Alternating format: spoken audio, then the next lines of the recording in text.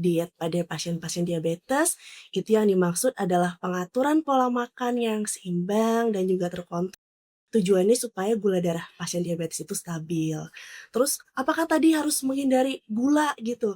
Nah, yang perlu diperhatikan ini bahwa yang dimaksud dengan gula itu adalah lebih ke sumber karbohidrat. Jadi tidak hanya gula pasir, gula aren, madu Iya dong. seperti itu. Heeh. Jadi apakah karbohidrat harus dihindari? Nah,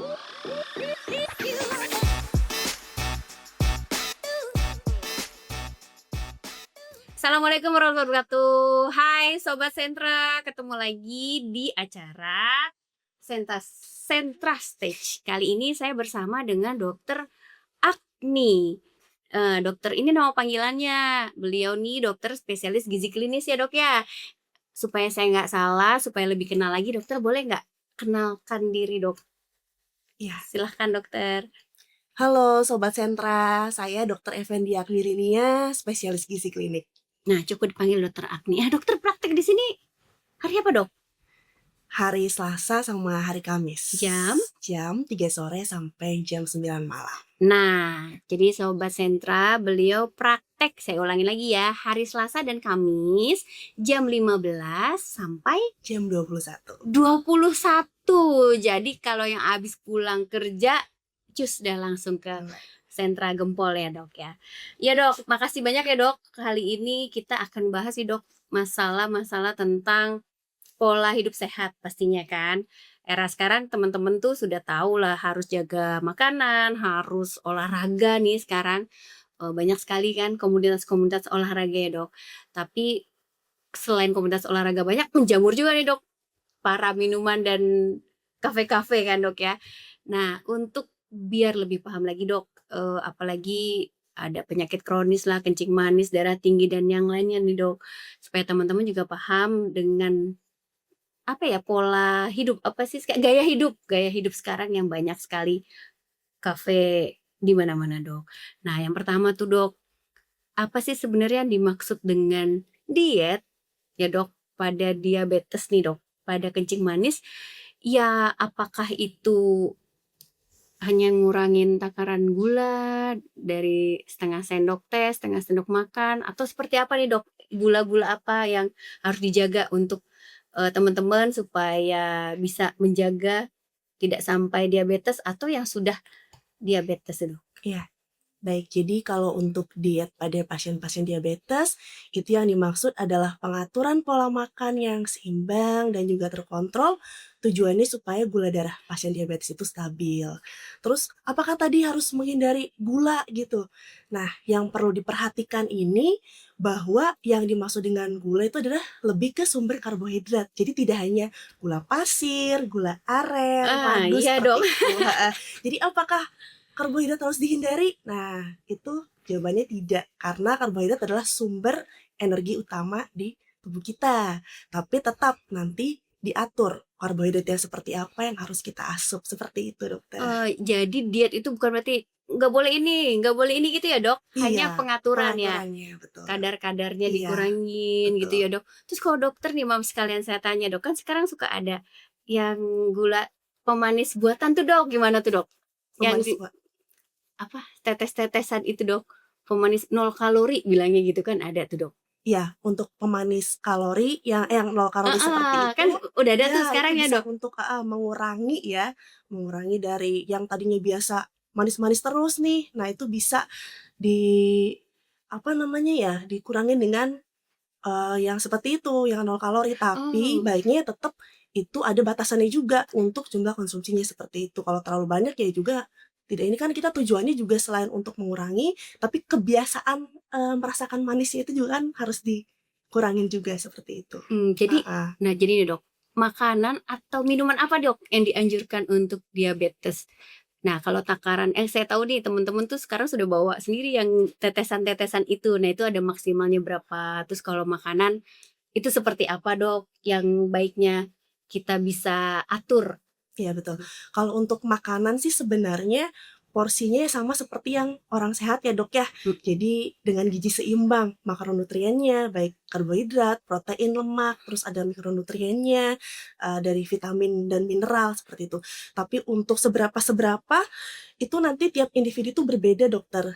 Jadi walaupun jadi kan untuk terapi medik gizi ini sifatnya personalized, individual. Jadi orang diabetes satu dengan diabetes yang lainnya itu nanti kalau kita assessment, kita terapi itu sebenarnya berbeda juga karena sifatnya personalized. Nah, makanya baiknya datang ke dokter spesialis gizi. Jadi nanti ini pertimbangan juga misalnya jenis kelaminnya, aktivitas fisik kan tuh mempengaruhi juga, status metabolik seperti itu. Jadi kalau untuk perhitungannya baiknya tetap nanti kita diatur ulang Baik-baik, seperti itu. berarti gini teman-teman. Jadi itu kan kita suka dengar ya, katanya kalau makan nasi cuman boleh misalnya nih dok, Iya. 3 sendok makan aja gitu ya dok, ya kan misalnya, terus digantilah dengan substitusi yang lain gitu. Kembali lagi sebenarnya komposisi seperti karbohidrat, protein ya tadi dokter Iya. bilang ya, makro dan mikronutriennya tuh masing-masing individu akan berbeda. Jadi emang disarankan baiknya kalau untuk pengaturan pola makan gitu ya dok, Iya. sama minumannya nih dok, Iya. sama cemilannya dok sekarang ya, itu memang baiknya konsultasi karena masing-masing akan berbeda ya dok. Berbeda, betul. Tapi mudahnya seperti ini dok, menggunakan prinsip isi piringku dok kalau untuk mudahnya. Isi Kalau piringku piringku kan bulat kayak dok yang kita biasa pakai. Jadi separuh piring itu isinya sayuran. Terus untuk sumber karbohidratnya itu 1/4-nya. Jadi sumber karbohidrat itu bisa tadi nasi dok. Jadi nggak, kan kalau ada mitos tuh nggak boleh makan nasi. Iya, Nah itu betul, boleh Dok. sumber karbohidrat salah satunya bisa nasi atau atau penukarnya misalnya seperti ubi, kentang, jagung dan lain-lain. Terus 1/4 sisanya apa? Yang di piring 1/4 sisanya adalah lauk hewani dan lauk nabati. Itu untuk gampangnya. Walaupun memang secara keseluruhan kebutuhan kita nanti berbeda, tapi dengan secara sederhana mudahnya menggunakan isi piringku dong. Nah, tuh Gitu. isi piringku jadinya bukan takaran sendok makanku ya dok ya? Iya. Isi sendokku gitu mungkin dok. Sendokku, jadi isi piringku. Nah, terus kembali lagi nih dok, kan tadi dokter sampaikan ya, ada cara-cara masak nggak dok yang dianjurkan atau direkomendasikan untuk para penderita diabetes nih. Nah, sekarang teknik masak macam-macam kan dok? Iya, betul dok. Ada oven, ada Iya. panggang. Sekarang ada lagi air fryer ya ada nanti dok. Itu gimana tuh dok untuk diabetes? Untuk penderita diabetes ya dok diutamakan direbus atau dikukus ya dok atau ditumis dengan minyak yang sedikit ya dok. Nah itu kita harus kurangin proses yang banyak goreng-gorengan dokter dengan minyak yang banyak. Kenapa? Karena kalau banyak digoreng itu kan tinggi kalori, tinggi lemak jenuh. Yang ditakutkan apa? Yang ditakutkan adalah nanti resistensi insulinnya akan semakin meningkat gitu. Jadi kondisinya kan akan semakin ini ya untuk penyakit diabetes seperti itu dok. Oh, kalau numis dok, ada Iya. lagi nggak takarannya dok? Misalnya numis tuh harus cukup minyak 1 sendok makan gitu dong. Iya Ada nggak betul dok? dok. Oh ada ya? Ya. Oh, nah tuh itu juga harus diperhatikan cara memasak. Kalau oven gitu, air fryer gitu dok, nggak apa-apa dok? Boleh dok, cuma suhunya harus diatur juga tidak terlalu tinggi karena yang ditakutkan adalah karsinogenik. Seperti itu kalau air fryer. Tuh kan. Tapi boleh dok, bisa. Misalnya suhunya kalau dari penelitian itu ada maksimal bisa di 180 derajat dok. Nah ini nih ibu-ibu yang simple era sekarang ya, nggak mau susah, air fryer ya boleh, senjatanya. Tapi hati-hati. Kembali lagi, ini bukan hanya sebagai penderita diabetes ya dok, tapi untuk semua ya. Jadi harus diperhatikan juga ya dok. Suhunya maksimal 180. Menurut penelitiannya 180 ya. Tidak ya. Nah kalau untuk cemilan dok? Ya cemilan. Kan kadang kalau diabetes nih nyemil apa nih? Gak boleh ngemil. Iya gitu betul. Ya. Sebenarnya boleh, justru dianjurkan. Jadi 3 kali makan utama plus ditambah 2 kali cemilan atau snack. Nah tapi perlu hati-hati. Kadang kan kalau orang cemilan mikirnya kue-kue, kerupuk. Itu dia dok, cemilan itu dok. Gorengan. Nah iya sebenarnya cemilannya adalah yang tinggi protein dan tinggi serat. Contohnya apa? Misalnya buah-buahan. Atau bisa juga yogurt yang tanpa gula yang plain. Itu jadi cemilan buat pasien-pasien diabetes bisa. Bisa juga kacang-kacangan seperti edamame itu bagus, tinggi protein kan. Edamame Iya. mahal ya. Ya nggak apa-apa Iya, ya ada nggak edamame apa-apa, ya. iya. Kacang rebus boleh nggak sih, Sekali. Dok? Yang biasa dong, kacang kulit Boleh, biasa. heeh. Itu nggak apa-apa ya? Iya. Susah mungkin cari edamame, Susah ya. Dok ya. Mungkin harus butuh waktu berapa kilometer ke suatu supermarket. Jadi kalau kacang rebus nggak apa-apa gitu ya, Dok ya. Iya. Kan ada tuh ya kacang yang Iya. kulit. Oh, jadi tetap dipilih lagi nih Dipilih cemilannya lagi bukan yang cemilannya. dari tepung beras. Iya, tepung ya, Dok. Bukan. Cilok, cilor. Rebus-rebus jadinya cilok nanti. Ternyata Rebusan. itu kan rebusan, Dok ya, Iya. kukusannya. Tapi tepung-tepungan juga Iya, tepung tinggi karbohidrat, tinggi lemak jenuh juga, Dok. bukan itu cemilannya gitu ya, Dok ya? Iya, betul. Oh, tuh kan. Jadi harus diperhatikan juga. Memang benar direbus, dikukus, tapi bukan cilok. Terus ya, Dok, waktu-waktunya nih, Dok. Kadang kan gini ya. Oke, kita makan pagi, makan malam terakhir jam segini. Iya. Baiknya nanti makan pagi nunggu 12 jam misalnya gitu, Dok. Nah, itu gimana ngatur pola makan yang baik, Dok, buat kencing manis penderita diabetes juga gitu, Dok. Maksudnya kan suka ada gitu ya ngatur ya. Makan terakhir hanya boleh jam sekian. Terus nanti makannya jam sekian lagi ya gitu. Sekalian iya. IF kali ya, saya nggak tahu. Nah, itu gimana tuh, Dok? Iya, untuk pasien-pasien diabetes seperti tadi 3 kali makan utama, berarti jam makan pagi, ya siang, sore ya, menjelang malam. Untuk cemilan itu sebenarnya bisa 2 sampai 3 kali tergantung kondisi. Jadi ada juga yang memang kondisi tertentu yang perlu snack malam sebelum tidur. Kalau misalnya nanti tapi tergantung ya, itu perlu dilakukan pemeriksaan juga apakah memang paginya suka hipoglikemi atau kadar gulanya rendah, mungkin kita bisa pertimbangkan snack malam seperti itu. Jadi Oh, iya, beda-beda. iya, Jadi bisa iya, 2 iya. sampai 3 kali untuk snackingnya. Iya, Gitu. jadi kan emang kalau para penderita diabetes itu harus sering cek gula Nah, itu ya. harus kontrol. Dan di rumah juga diajarin ya, Dok. Sebaiknya sih di Harus rumah punya ya. punya ya Iya, alat tes itu betul. juga. Jadinya nanti akan berhubungan sama dokter ngatur pola Pola makannya deh makannya, berikut betul. dengan cemilannya gitu ya, Iya, Dok ya. betul, Dok. Oh iya, tuh jadi harus nggak semuanya sama. Nanti dengar dari siapa, si siapa Iya. gitu ya, Dok ya. Nah, itu perlunya konsultasi ke spesialis Itu gizi, dia, Dok. Karena itu dia. beda-beda kondisinya. Selasa, Kamis. Kamis. Jadi memang perlunya konsultasi adalah seperti itu. Jangan cuma dengar, nggak sama setiap orang nih nggak sama ya, Iya, Dok ya. betul, Dok. Harus seperti apa. Iya, Nah, apalagi misalnya ada komplikasi misalnya ke ginjal, itu kan nanti kita pengaturan proteinnya juga kan berbeda lagi, Dok. oh iya, Kan betul. bisa komplikasi kemana-mana ya Betul. diabetes. Iya bener, yang diabetes sudah ada komplikasi malah lebih lagi harus konsul ke, Iya, betul, Dok. karena makannya pasti nggak Pasti sama. nanti beda lagi. Nah itu Sobat Sentra, jadi akan berbeda gitu ya, Dok ya, cara dari jenis makan, Iya, porsinya, jumlahnya. caranya, jam makannya, itu pasti akan berbeda-beda ya, Dok betul, ya. Jadi nggak bisa disamakan gini. Oke, para penderita diabetes hanya boleh makan sampai jam 17. Enggak ya, Dok? Enggak. Lewat dari jam segitu nggak boleh lagi. Itu enggak ya, Dok? Enggak, beda-beda. Beda-beda. Jadi sebenarnya boleh aja. Gitu tergantung nanti kadarnya, gula darahnya ya, Dok ya. Iya. Yang dicek rutin itu seperti apa. Nah, ini Dok, kalau ada contoh nggak? Biar gampang nih, Dok. Sederhana aja. Iya.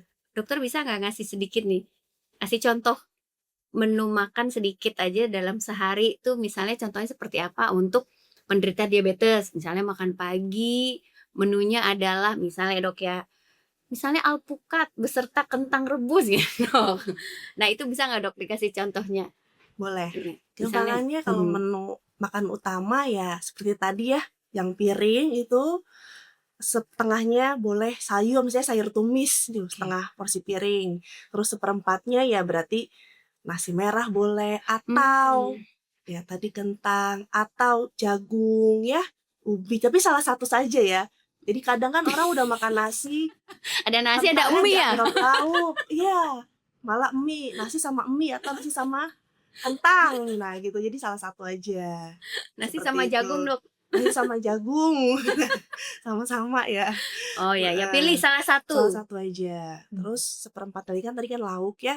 lauk tetap kita butuh dua-duanya, hewani dan juga nabati. Oh, nah itu Tapi dengan pilihnya misalnya ayam, tapi ayam bagian dada tanpa kulit, ya. nggak boleh kulit ya, Dok? Nggak Iya, boleh? kan tinggi lemak jenuh Oh, ya. enak tuh, Dok, Terus padahal. atau ikan dipepes ya pilihannya, atau telur rebus bisa. Terus untuk yang nabatinya ya bisa tahu, tempe, tapi hati-hati yang dibacem-bacem itu Oh kan iya, kecapnya tinggi iya ya, ya. Kalau bener-beneran kadang suka ini dikukus tapi dibacem nih dikasih kecap lagi. Nah, itu hati-hati.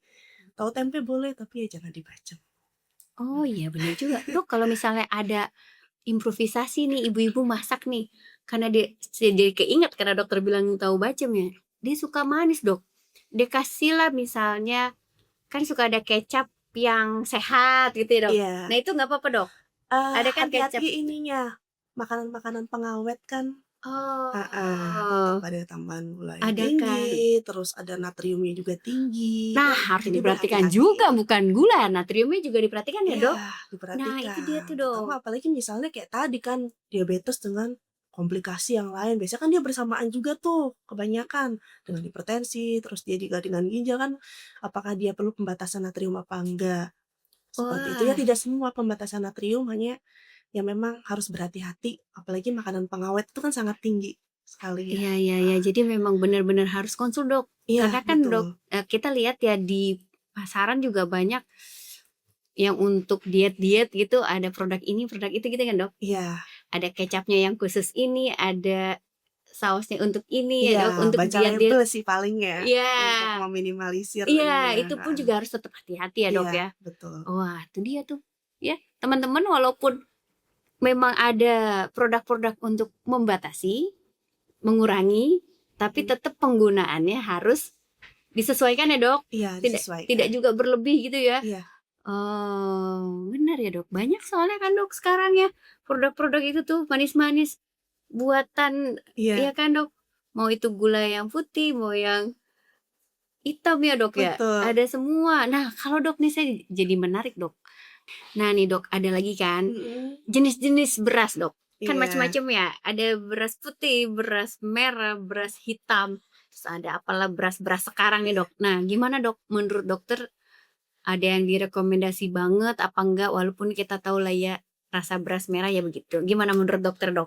Iya, sebenarnya perbedaannya kalau yang nasi putih ya, yang sering kita konsumsi dengan yang nasi merah atau yang hitam, itu indeks glikemik dan seratnya. Jadi kalau indeks glikemik itu artinya adalah seberapa cepat sih makanan itu bisa, mengakibatkan lonjakan gula darah. Jadi kalau Hmm. nasi putih itu kalau dikonsumsi banyak gitu ya, dia itu lebih cepat untuk peningkatan gula darah. Ya, nasi putih ya, Dok, Tapi tetap lebih nggak tinggi. apa-apa ya nasi putih asal porsinya disesuaikan. Ya, sesuaikan Seperti dengan itu. berat badan, sesuaikan dengan kondisi gitu ya, Iya, Dok. Nggak bisa seperti itu. ditakar, dipukul rata gitu ya, Dok ya. Iya, betul. Terus yang kedua seratnya tuh lebih banyak untuk yang nasi merah dan Merah. nasi hitam, dibandingkan yang putih. Makanya sering kita dengar direkomendasikan ya itu memang seratnya lebih banyak. Cuma kalau Oh, memang pasiennya kurang nyaman, kurang suka, ada yang bilang mungkin harus nasi merah gitu. heeh, Ya, betul ya loh, tidak gitu. harus kalau misalnya dia tidak kan kita diet membuat meal plan itu menyesuaikan dengan preferensi pasien juga, seperti itu. Ah, Kalau pasiennya nggak doyan nasi hitam, nggak mungkin kita paksakan juga kan ya, kita bisa kasih pilihan ya nasi putih atau penggantinya bisa kentang, ubi, seperti itu. Jadi tidak harus, tapi itu adalah pilihan alat penukar ya. oh iya Heeh. iya, Dok. Jadi tetap kita sesuaikan preferensi pasien juga. Nah, tuh kan. Jadi nggak ada yang mana yang nggak boleh, mana yang paling boleh gitu ya, Dok ya. Iya, Tergantung betul. lagi. Heeh, Nah, kalau sumber karbohidrat nih, Dok, mhm, untuk para diabetes ya. mhm. Sumber karbohidrat yang baik nih atau yang direkomendasikan lah, Dok ya. Dari dokter gizi itu apa, Dok? Dari nasi, ada ubi-ubian, ada ya macam-macam kan, ada oat atau apapun lah, Dok. Nah, dari dokter itu gimana, Dok, kalau untuk sumber karbonya? Iya, jadi sumber karbohidrat itu ada jenisnya, Hmm. ada karbohidrat kompleks sama karbohidrat yang sederhana. Kalau yang kompleks seperti itu tadi, nasi merah, ubi, ya, Oh, kentang, jagung, nah itu lebih bagus. Kalau yang simpleks contohnya apa? mie, terus yang tadi Bihun dong. iya bihun. Pokoknya makanan yang tepung-tepung itu karbohidrat simplex. Nah itu hati-hati, yang simplex atau yang sederhana itu lebih cepat meningkatkan gula darah. Jadi hati-hati untuk penderita diabetes, makanya asupannya harus dibatasi. Dan kita lebih memilih yang karbohidrat kompleks. Kompleks tuh berarti Ya. tadi ubi-ubian misalnya gitu ya dok ya? Ya, nasi merah juga bisa. Kalau misalnya mie letek dok, Apa itu mie letek? Mie juga mie pokoknya. sederhana ya. Tepung gitu. Ada dok, ada mie letek juga, ada bihun juga Iya, gitu ya dok ya. bihun itu. Kalau shiratake dok, nah itu gimana tuh dok? Kan ada yang kita di supermarket juga ada mie shiratake, ada beras shiratake, betul ya dok? Iya, betul. Nah itu gimana menurut dokter dok? Boleh, itu kandungan seratnya juga kan Tinggi ya? ya boleh. Untuk sebagai bahan penukarnya. Penukarnya jadi Iya, boleh. jadi mau pakai shiratake juga boleh aja. Karena itu terbuat dari apa sih dok kalau shiratake itu? Shiratake itu serat. Kompleks ya dia ya. Bisa. Serat yang kompleks ya soalnya. Nah iya, walaupun mungkin di beberapa tempat shiratake susah ya, tapi itu bisa menjadi substitusi ya, pilihan penukur. Cuma kan kita lebih yang mudah didapatkan. Nah itu dia. Jadi yang mudah didapatkan yang ada di sini semuanya boleh, nggak ada yang dilarang ya dok, semua boleh. Nasi putih boleh, tapi hanya takaran dosis berbeda-beda ya dok ya, porsinya berbeda-beda. Nah dok nih, kapan penderita diabetes baiknya berkonsultasi nih dok ke dokter gizi klinis tuh? Iya, harusnya setelah diketahui didiagnosis diabetes mellitus ya segera konsultasi ke dokter gizi. Karena untuk terapi medik gizi itu kan merupakan salah satu bagian dari tata laksana pengobatan diabetes seperti itu. Nah itu dia tuh, kadang ya kita kan penderita diabetes tuh hanya terapi ngobatinnya aja ya dok ya. Tapi untuk makanannya diatur sendiri sama mereka kan dok. Ini nggak boleh, itu nggak boleh gitu ya dok ya. Padahal itu diperlukan ketika terdiagnosis. Bagian dari tata laksana juga. Bagian dari tata laksananya. Jadi jangan berdasarkan cerita. Hanya boleh dosisnya sekian.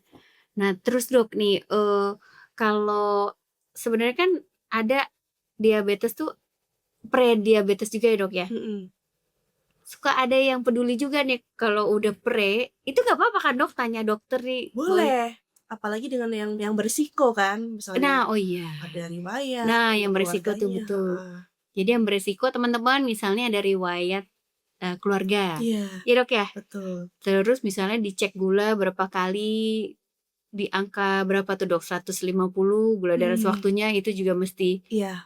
Mestinya konsul aja ya, apalagi kalau dia punya riwayat ya dok. Iya betul. Nah itu harus diperhatikan juga. Jadi bukan pas gulanya di atas, gula darah sewaktunya misalnya di atas 200, enggak ya dok ya? Enggak. Bahkan orang sehat juga boleh konsultasi. Nah itu gitu. Supaya bisa menjaga ya dok ya. Kan takutnya gini, harus gula darah sewaktunya 200 baru saya mau konsul. Atau saya sudah dapat terapi diabetes baru saya mau konsul. Enggak juga ya dok. Enggak juga. Jadi sebelum itu apalagi punya riwayat keluarga itu baiknya untuk konsultasi. Nah terakhir nih dok ya. Iya. Apa pesan dari dokter ini untuk penderita diabetes supaya dia bisa makan enak, gula darah terjaga, ya pokoknya diet bahagia nih dok. Ada pesannya seperti apa dok? Jadi buat penderita diabetes itu bukan berarti nggak boleh makan enak ya. Tapi makan enak dengan jenis, jumlah, dan jadwal yang terkontrol supaya gula darahnya tetap stabil. Nah kan benar tuh. Jadi nih teman-teman, kalau ke dokter gizi jangan langsung berpikiran, wah saya nggak boleh makan ini, saya dilarang begini gitu ya dok ya. Malah mau dibikin makan enak.